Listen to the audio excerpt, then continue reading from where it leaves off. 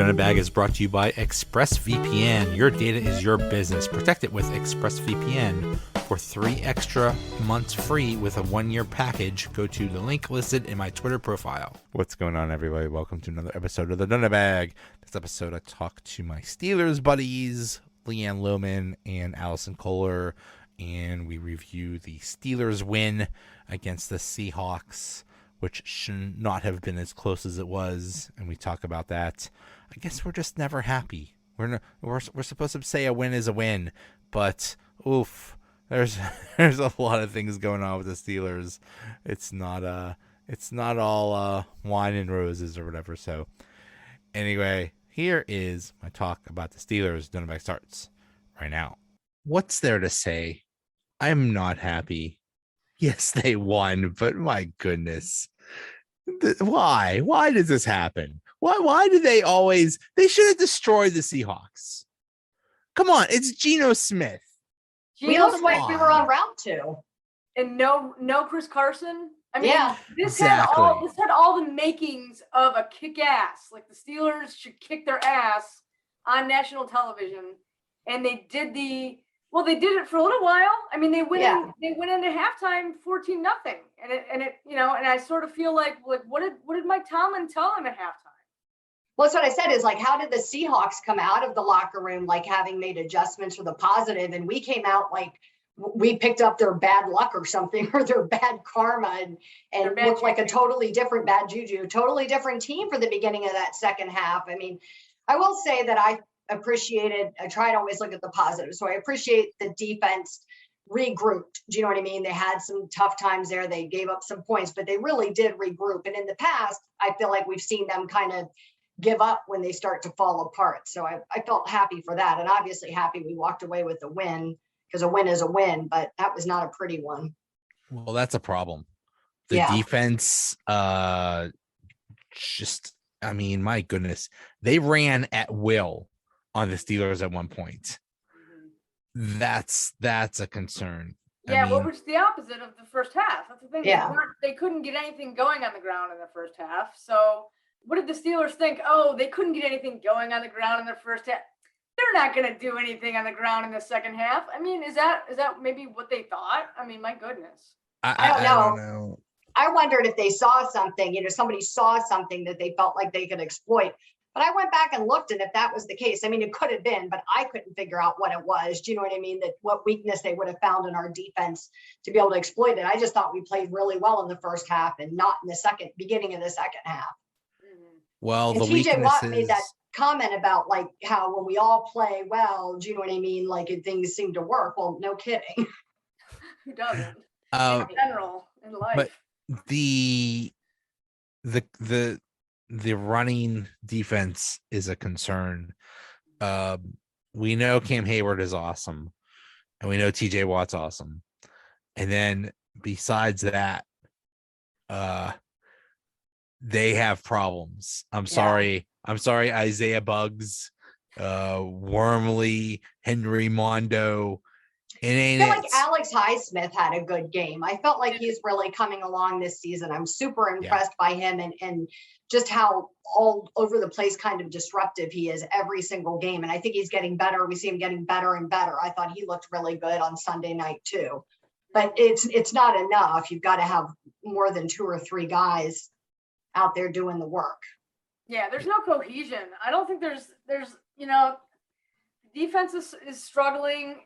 They're underachieving. And I feel like the offense, especially the offensive line, you know what I mean? They lack cohesion. I mean, Ben, I don't think he was sacked. Was he sacked at all in against Seattle? I don't think he was. I don't think so. But still, it's like, there's just concerns. He's having to get, that harken back to last year. He's having to get rid of the ball too quick. And I think that's creating mistakes.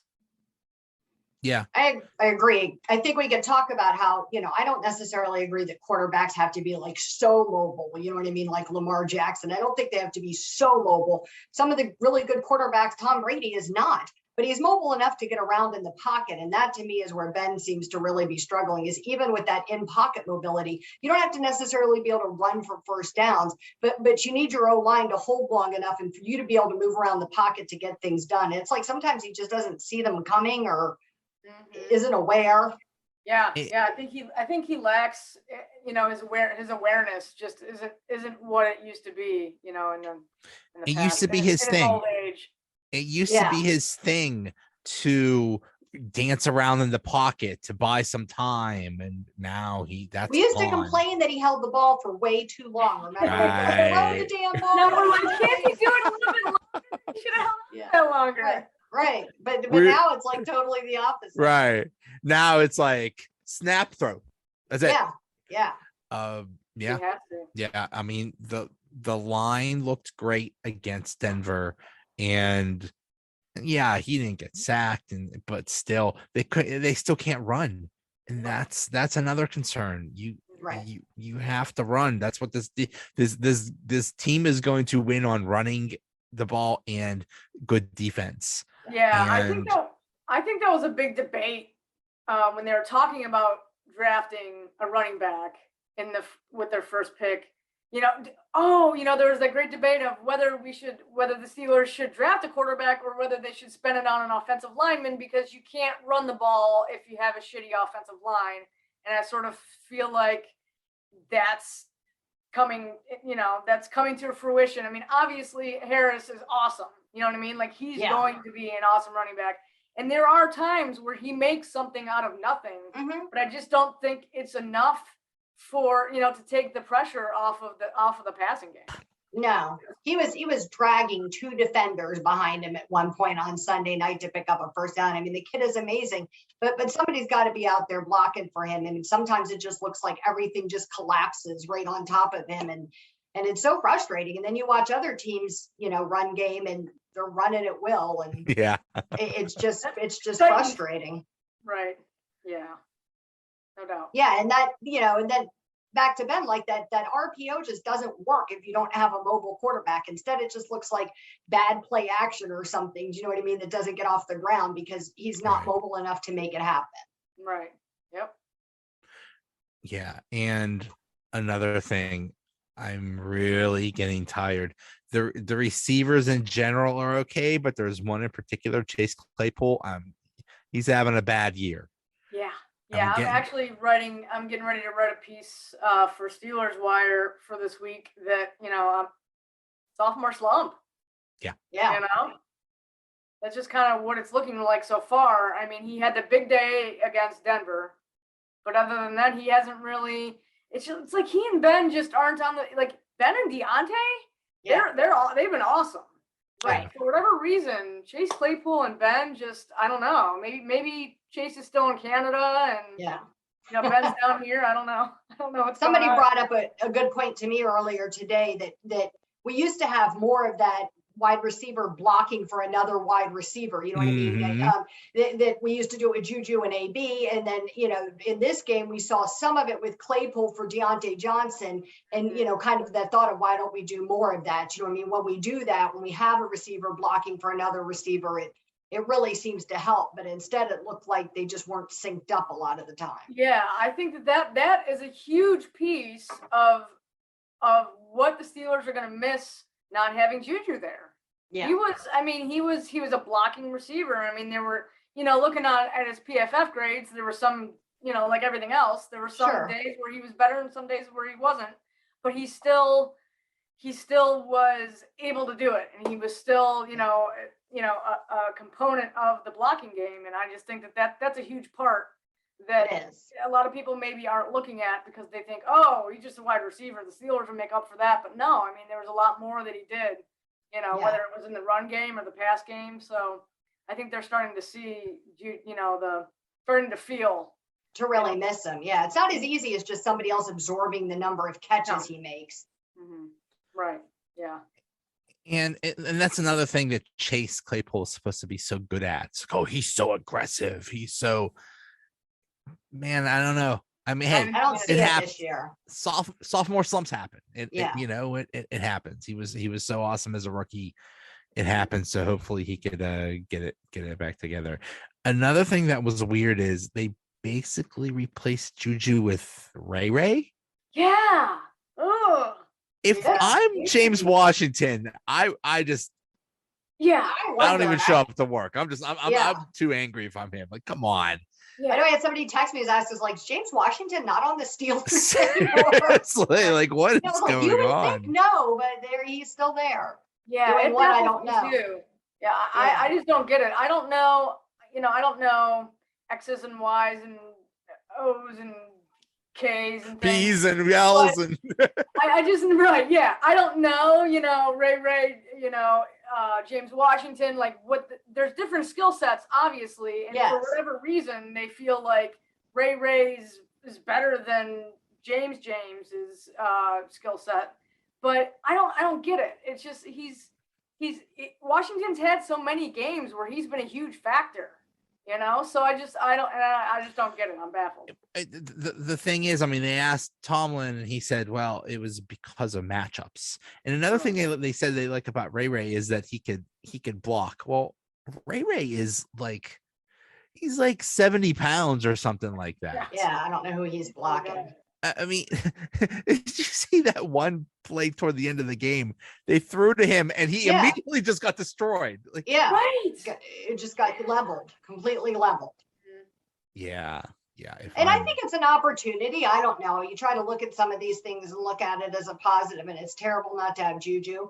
But, teams are looking at film of us, and it's always with Juju. So is this an opportunity to run some different kinds of plays, where you mix it up with Ray and James Washington and some of these other guys and mix it up and do something new and different. And that's not happening. Well, you can't just always pluck somebody out and pluck somebody else back in. Yeah, it's not. Yeah, how about switching it up a little bit? Like when in the Denver game when Juju got hurt, they put Chase Claypool in the slot where Juju was, and he did really well. He didn't do because every play to Chase Claypool is throw it up along the sideline deep, and he somehow falls diagonally and never makes a catch.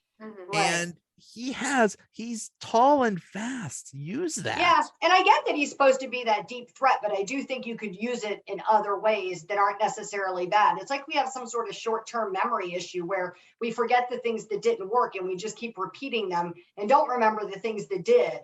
And it's frustrating. Yeah, I think Claypool, he had a couple, it was either 1 or 2 rushing touchdowns last year. And he was kind of used in the jet sweep whatnot a lot. And I think that, they've done some of that this year, but I just feel like they could be using Claypool in more creative ways than they are. And they're just a lot more.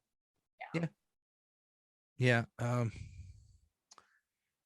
I don't know. I was so hopeful after the Denver game. It's like, hey, we figured it out. And I was hopeful all the way through halftime of Sunday night, and then kind of fell apart. I was like, well, this is perfect. This is exactly what we wanted. This looks great. We'll end this game 28-0. I mean, it was late. Maybe it was past their bedtime. I don't know. For whatever reason, I still had that, okay, we're going into halftime. We're up 2 scores, but let's not. I still had that apprehension. I always worry about them taking their foot off the gas because we've done that before. You know what I mean? You're doing really well, and then all of a sudden, you just stop putting pressure. You drop back into prevent defense.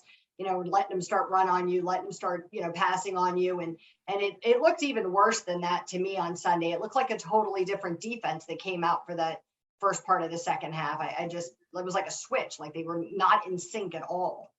Mm-hmm.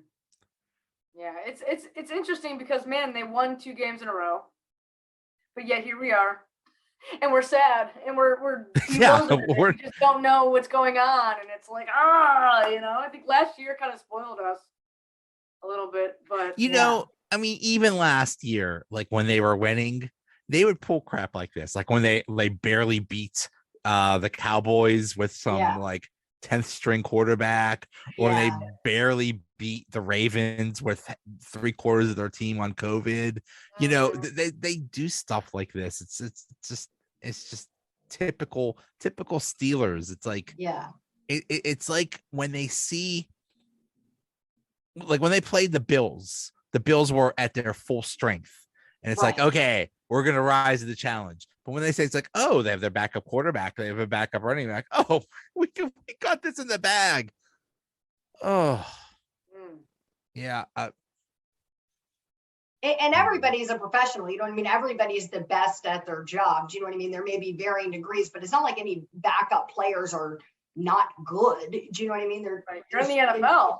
Right, Right. You're in the NFL. You're still Right. supposed to be pretty good. And a lot of these teams, and Garrett's one of the coaches that does it, has sort of a different package they run for like a Geno Smith, do you know what I mean, than you do for Russell Wilson. And you change things up and play to his strengths. And he does that really well. I mean, give Seattle a lot of credit for giving us a really tough game and making a lot of adjustments and utilizing Geno Smith in the way he should be utilized. And they did really well. It was better than we did. We had to play Mason. Is Geno Smith going to be in Pittsburgh next year? I hope not. I was a joke, but I You just know say what? every time. Well, they want everybody to. So now that you backup. said it, Right. people will be tweeting about it tomorrow. We Yeah. should get Geno. The funny thing is, I haven't heard Geno Smith. I've heard Russell Wilson. That's Right. craziness. Forget. Let's look at the backup. Let's get the starter for the Seahawks. Right. It's crazy. My goodness. Yeah, he's going to back up Aaron Rodgers. Right. The other thing that they said besides, oh, you shouldn't draft a running back in the first round, is you shouldn't pay that much to a defensive player. And TJ Watt's looking like a bargain right now. Man, he sure is. He earned every cent. He's earning every cent of that money. He really is. He is so disruptive. He won the game. He single-handedly Yeah. won the game. He really did. And I was excited that he had such a good game like that. And especially that big play to kind of clinch it in overtime in front of all those alumni that were there. I think that was really cool. All of our defensive players of the year were there watching the game. And so I thought was really neat for him to have those people there watching him. Mhm. See, that's why I thought it was going to be a blowout. Steelers are awesome on Sunday night. Yeah. They're awesome. It's like they have their home field advantage is even a bigger home field advantage because the crowd is more intense. Then Yeah. you add that you have all those alumni, Troy, Bill Cowher, all those people, and they almost lose to Geno Smith. Yeah. I don't know. Yeah. And it was like almost 2 years since we've had a night game, a home night game. And so, I know everybody was really pumped up for it. The players were talking about how excited they were and how the atmosphere is so different. And it looked like that for a little while. Yeah. Boy. Yeah. And then, so now there's a bye.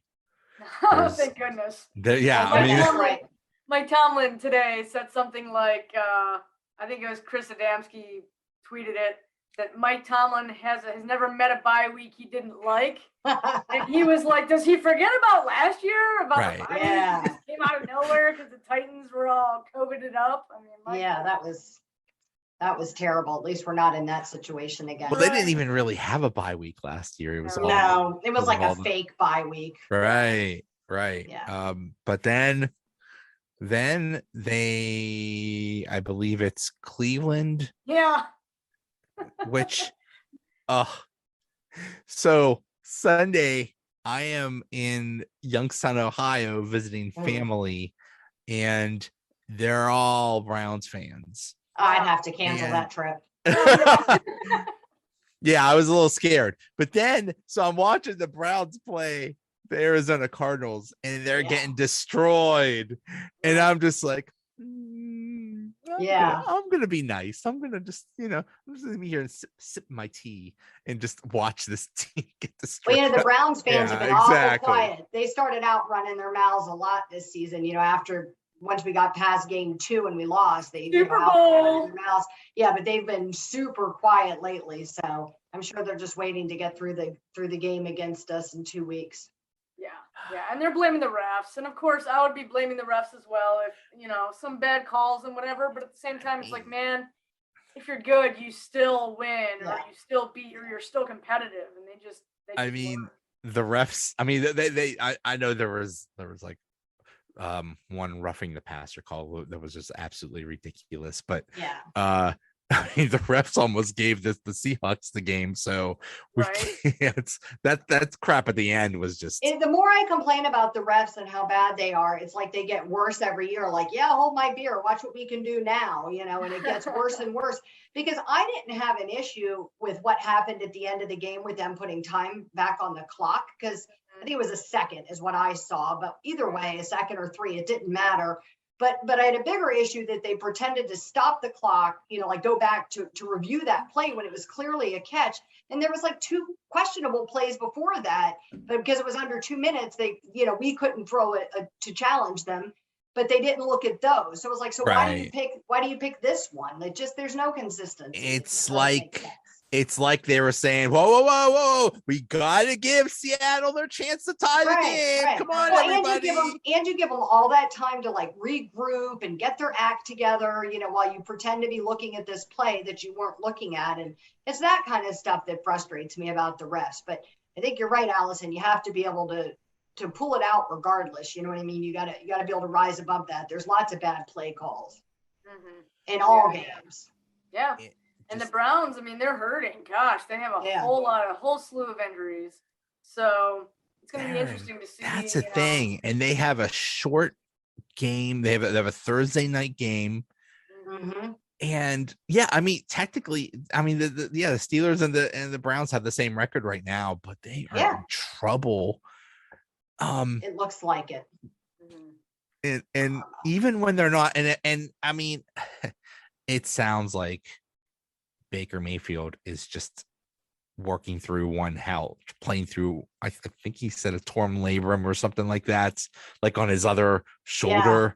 That has to hurt like hell. I mean, he has to be, But then you have to ask, is it really the best thing to have him out there playing? Do you know what I mean? Is that really the best thing? Like, not just for the future of this season, but for his future with your team, his future as a player. Do you know what I mean? Is this really the best thing? I don't think he's that great. So even if he's fully healthy, I don't think he's that great. That's why I'm hoping the Browns give him like some 10-year, $500 million contract or something like that. Pay the man for his. That's what the Browns fans want, man. They love him. They love that kid. And I get loving your player and liking your player, but you got to be able to see it for what it is. Yeah, it's just tough because they haven't had a decent quarterback in 40 years. So Yeah, I mean, compared to Tim Couch, he's good, but compared to Kyler Murray and Mahomes and Dak Prescott, he's not good. No, he's just he's a little better than a game manager, and that's it. Yeah. But pay him, Browns, pay him a billion dollar contract. All the money. Yeah, all the money. $1 billion. Yeah.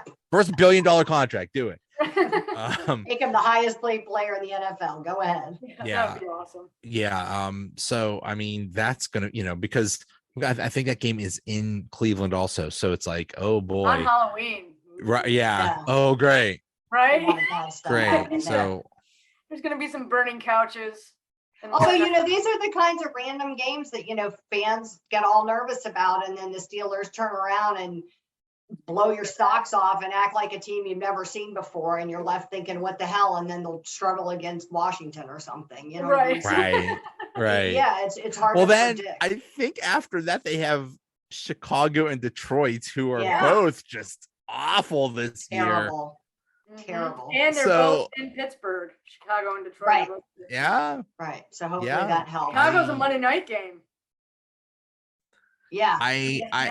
I hope they bring back Jerome Bettis and Brian Urlacher so he could run him over again. That's what I always think about when I think of the Bears and the Steelers. Yes. Yeah. So I mean, it's so funny when you look before the season and say, "Oh, the schedule is so hard. Oh my goodness."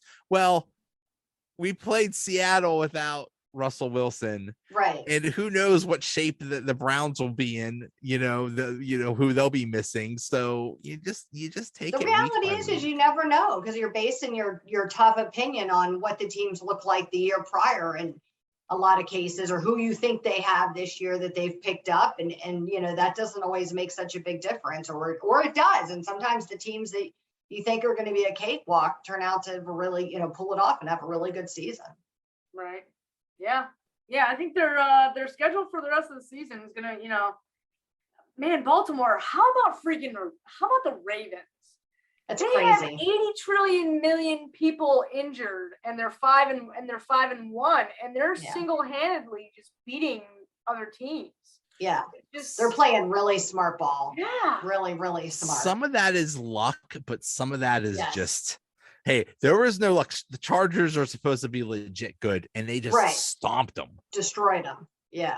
Yeah, Cincinnati's kind of getting lucky a little bit, I think, with some of their wins. Yeah, but I think the Ravens, they look like a force to be reckoned with. I mean, I agree with you that some of it's luck, but there's a lot of skill there in the coaching that they just play to those guys that they've got strengths and are putting together something that really works for them, and it's kind of amazing. Because I expected them to really flounder, with all the injured players. I have a couple friends who are Ravens fans, and they were really worried going in. Oh yeah, they got all of a sudden they're winning the Super Bowl. Back then they were worried. Hey, all respect to Lamar Jackson. He is literally putting the team on his back. Yes, he's doing everything. Yeah. I'm surprised he's not just throwing the ball up there and catching it himself. Right. Yeah. He's proven me wrong for some of the things I said about him. Yeah, right. Yeah, I mean, all respect to him. He is amazing. Yeah. We'll see. I mean, it's going to be really interesting. It's going to be tough to play them. Who knows about the Bengals? I think they're, I'm still surprised that they're, I mean, like you said, the schedule and some luck and whatever, but I'm still surprised that, that they're as good as they are. They usually self-destruct a little bit, and I haven't seen as much of that this year as in years prior. So, I mean, really all you need is a good quarterback, a good running back, and a good wide receiver, and they got that. So we'll see. That's really all you need. So that was another team too that was like, they were getting ragged, and I was probably one of the people that was like, why did you draft a wide receiver instead of an offensive lineman? And I guess the same could be said for the Steelers. Why did you draft a running back instead of an offensive lineman? But wow, the chemistry, that they had in college, it seems like it just kind of transitioned right over. It's working for him. And I defended the Najee pick last week to somebody. I still defend it. I think nobody has a crystal ball, so you can't predict. Well, and you needed all those positions anyway. So, to me, sometimes. Yeah. And the line will get better. I mean, the line will get better before Najee's dead, before Mike Tomlin runs him into the ground. The wheels fall off because because you said Tomlin doesn't care about him. But he's the kind of player that that you hope to have long term and really make an impact on your team. Do you know what I mean?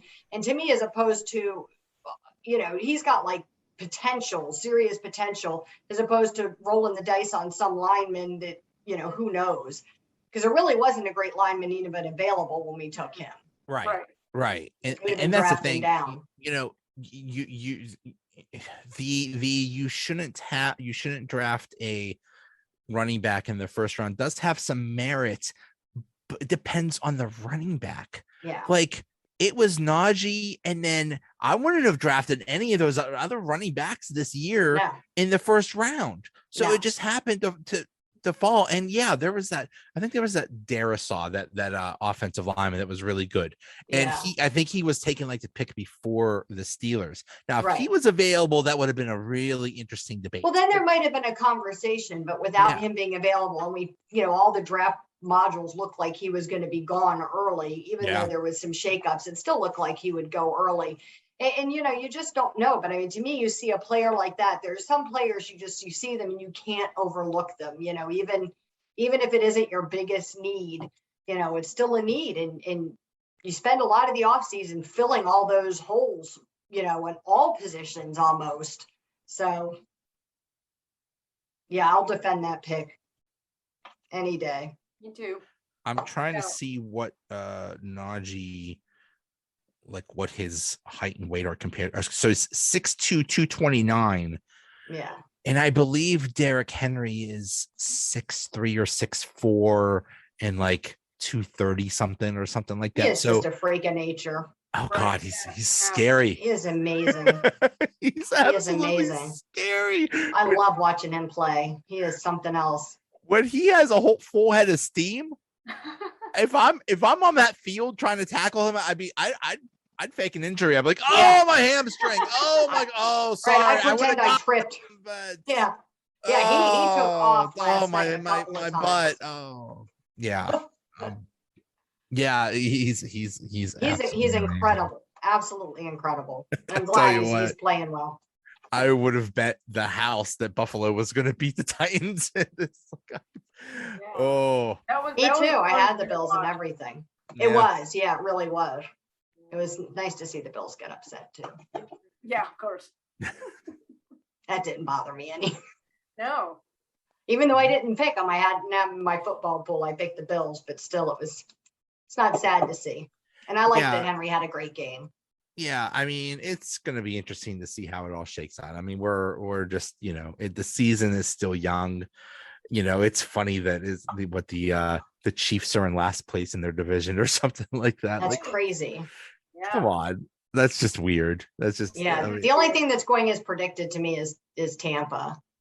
Mm-hmm. Yeah. Tom Brady being Tom Brady. So exactly. Other than that, to me, there's been a lot of things this season that have been surprising. The Browns aren't as good as I thought they'd be. Kansas City's not as good as I thought they'd be. The really pathetic, sad, disgusting thing is the Cowboys are good. And I mean, Cowboy fans are obnoxious when they're losing. When they're winning, it might be unbearable. They are the worst of the worst, completely annoying. Yeah. And not really good sports most of the time. Not all of them Cowboy fans. I'm sure there's some of you that are nice, but a lot of them. They're all bad. They're all bad. 100%. It's but I'm old enough to still feel the old Cowboy Steelers rivalry. Do you know what I mean? So yeah, not a fan. I'm still not over Super Bowl 30. Never will be. I didn't talk to my family for weeks. Yeah. That was horrible. Neil O'Donnell, I don't know how much they paid you off, buddy, but that was ridiculous. I just sat there, watched that game with my mouth hanging open. I couldn't believe it. No, these young kids have no idea what real pain feels like. That's right. And they're not really gonna know until Ben Roethlisberger's gone. Yeah. They're gonna be like, "What's going on?" Right. This is crazy. Yeah, we're like every other team in the world now. Yeah. Mediocre. Yeah. It's gonna be really interesting to see what happens next year or whenever Ben retires. Yeah. Who they're bringing in. I'm telling you right now, it's not Aaron Rodgers. No, I don't care how much he loves Pittsburgh dad. Aaron Rodgers is not I think that here. was I think that was like a sarcastic, poke at us to pretend like you're a fan, but it was sort of sarcastic. He had that look on his face. I didn't buy that. No, I think it's genuine because he had to deal with that McCarthy, his coach, who's a huge yinzer. So he knows all about the Pittsburgh culture and all that stuff. So but I don't think he's couldn't afford him for one thing. And then when you want somebody that's a year younger than Ben, that's not planning for your future. That's an expensive Band-Aid. Right. And he'll be too busy owning the Bears. Right. The sad thing is that there's just not that many quarterbacks, really good quarterbacks in the draft class this year too. And there's a few, but I'm gonna take the kid from Liberty. The only way you get a quarterback in the draft is if you draft top 5 or something. Right. Like that. Right. So that's kind of out of the question. Right. You have to be looking at somebody else. Yeah. Yeah. But there's nowadays there's quarterbacks available in trades. Some free agent pops up. Yeah. Who knows what crazy situation is going to happen. So they could probably get a pretty good quarterback. So I would think That's going to be really Just going to be interesting to see who winds up being available and how they fit into the organization. I still think they're going to draft Arch Manning. Isn't he like 12 or like something like that? 24, something like that. I can't remember what year he comes out, but Yeah, right. I was going to say he's a few young. years. Yeah, sure. Hey, I'll take him when he comes out. We can take him then, but we right? got time. Yeah. Man, I feel bad for anybody in the Manning family that's not a quarterback. There's like a third Manning brother. Yeah. That didn't do much. And Isn't he like an accountant or something? Something like that. What does he talk about at dinner, like on Christmas? What do you talk about when everybody else is talking about being like the quarterback who ruled the world, and then you did somebody's taxes or whatever? I don't even. What do you say? Hey guys, I brought a great nut roll. Look, I mean, could you? Oh, this was so good. I used really good cream cheese. Yeah. What do you say? Yeah.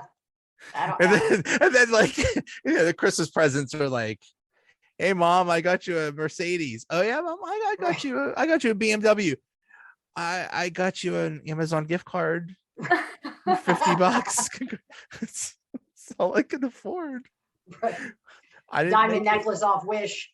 Exactly. Yep. So he's 16, right? So what's the math on that? When he comes out of college, well, I assume in 2 years he'll be in college, and then so we're looking at 5 years away. So we're looking at 2026. Yeah, first pick of the 2026 draft right there. Yeah. Well, there you go. That works with our interim short-term quarterback that we're going to pick up that's already a veteran for next season. There you go. Work perfectly. I think it's interesting that Ben always says, I was talking to Josh Dobbs, and I was talking to Dobbs. Like, why aren't you talking to Mason? What's I don't think they like each other. Just a guess. I don't know. I get that Josh Dobbs is really, really smart. You know what I mean? The kid is really smart. But you're right. It's weird. You don't ever hear that Mason is included in those conversations. So yeah, do they not get along? Is Mason not the brightest bulb in the pack? I mean, who knows? I don't know. Probably not. It's a strange dynamic in that quarterback group. Yeah, no doubt. Yeah, and you don't hear anything about what's going on with Haskins, or you know what I mean, any of them. No. So Haskins it's almost like he's not gone. He's always listed as an inactive, so he doesn't even Suit up get a helmet. Yeah. But yeah, I mean, older Steeler fans, we've lived through Tommy Maddox and Cordell Stewart and Mike Tomczak and Neil O'Donnell. We'll see. You forgot about Bubby Brister. Bobby. Oh God. Oh, God bless Bobby. Oh man. That was rough. I was saying to somebody the other day that I'll be interested to hear if it ever does really come out, like somebody to talk about what happened with the development of Haskins, because we just haven't heard anything. Do you know what I mean? I don't know. I didn't feel like he totally got Bobby Brister right here. Oh, there you go. I love it. Didn't really get a whole lot of playing time in preseason with the other starters. You know what I mean? And you just have to wonder, what is that? Cordell. Oh, I love it. Do you think this looks like him? This is a little. Bobby. You got Bobby Brister. A Bobby autograph. Oh. Wow. Yep. It's from my cousin. That looks like Jerry. That looks like the guy from the Green Mile. That doesn't look anything like Cordell. You're right. That's very angry. They did him dirty. Wow. Yeah, that was not fair. Yeah. I was a big Cordell fan. But you know what, Cordell that was a very interesting time. He was ahead of his time. Yeah, he was ahead of his time, man. If he was really around was. these days. Imagine him now. He would basically be Lamar Jackson. Yeah. They would be really okay with him running. Lamar Jackson. Yeah. I loved all of the crazy plays we ran when we had him. I really did. I was there for all of it. I thought, I know that he had his downsides too, but I don't know that I ever felt like he really got such a bad rap in Pittsburgh. Do you know what I mean? I didn't feel like he always got like a fair shake to really be developed properly. I don't even think they really knew what to do with him. They kept trying to talk him into being a wide receiver, and he would dig in his heels and say he didn't want to, and so then they were almost like, well, then we're not putting the energy into this. And I think he could have been great. I agree. It was tough. Yeah. It was a really weird time. It was. They benched him. They made him a wide receiver. Yeah. And he clearly didn't want to be. And then he was a quarterback again. He was good. And then dealing with all those terrible rumors and lies being spread around him in Pittsburgh. I mean, that was really sad. Absolutely terrible. Yeah. Yeah. If you don't like somebody as a player, that's fine. You're entitled to say that. But, these people's personal lives, that's not fair to be making up stories about them. And even if it were true, it wouldn't have been okay, and so there's just no way to defend that behavior. And just somebody made it up. Just like some cop or something like that just decided to make it up. Made it up. And and then everybody's like, oh, I swear I saw. Shut up. That's just terrible. It's a terrible character assassination. And he had to put up with that. He had to go before the team and address that. And address the issue. Can you imagine asking somebody to do that today? I mean, I can't even wrap my head around asking somebody to go in front of your workplace and address rumors like that in that manner, like you're apologizing or something. Yeah. Yeah. All right, guys. Well, this was fun. This was. Always is. Always is. Yeah. Didn't expect to do a show and tell, but that's okay. Right. That was next fun. time I'm bringing toys. I'm in the wrong room. I thought I was gonna have to look for the Bubby Brister thing, and I was like, wait a minute. He's right there, just waiting. Just waiting. No, Bubby was another interesting one. He He basically said, screw it. I'm just gonna wing it. Just whatever. I'm just throwing it everywhere. Let's see what happens. Yeah. Yep. Just close your eyes and look for the best. Catch it or not, that's up to you. Yeah. He's such a personality. My goodness. Yes. Yep. All right, guys. All Thanks so good much. To catch up. You're welcome. Next time. Yep. Bye. Bye.